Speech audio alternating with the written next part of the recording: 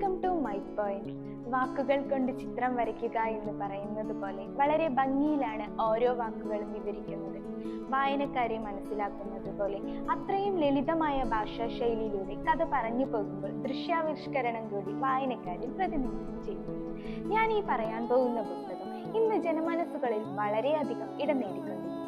അതെ, അഖിൽ പി ധർമ്മജന്റെ Ram care of Anandhi.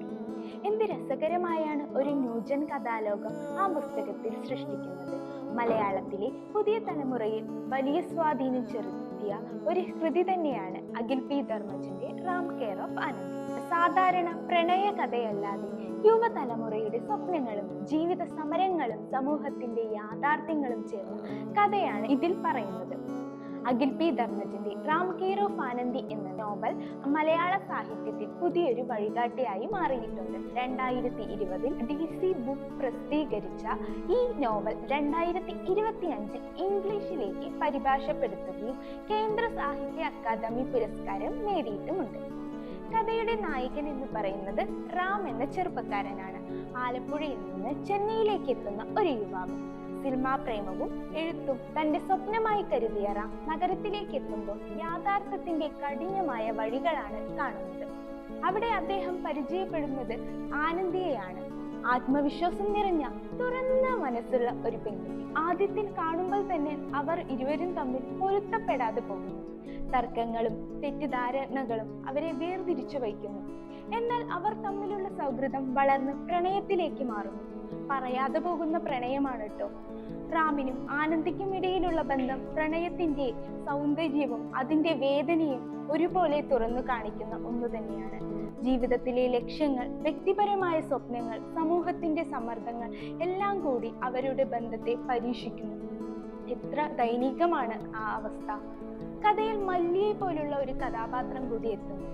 മല്ലി ഒരു ട്രാൻസ്ജെൻഡർ ആയതിനാൽ സമൂഹത്തിന്റെ അംഗീകാരത്തിനായി പോരാടുന്ന ഒരു വ്യക്തി കൂടിയാണ് മല്ലി.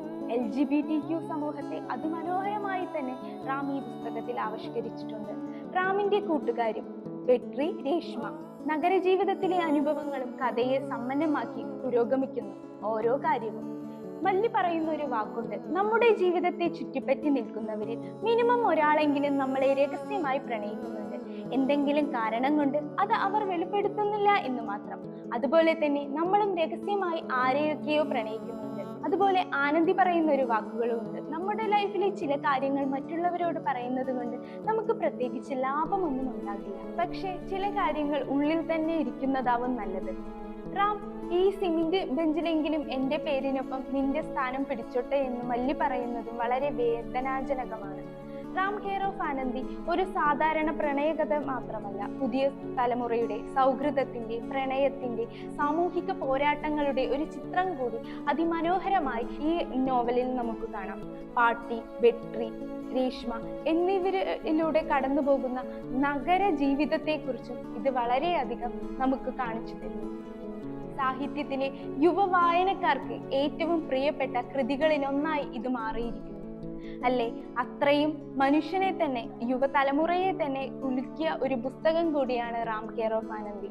ട്രാൻസ്ജെൻഡർ സമൂഹം, സാമൂഹിക അസമത്വങ്ങൾ, നാം ഇന്ന് നേരിടുന്ന ഓരോ പോരാട്ടങ്ങളെയും അതിമനോഹരമായി വിവരിക്കുന്ന ഒരു പുസ്തകം തന്നെയാണ് റാം കെയർ ഓഫ് ആനന്ദി.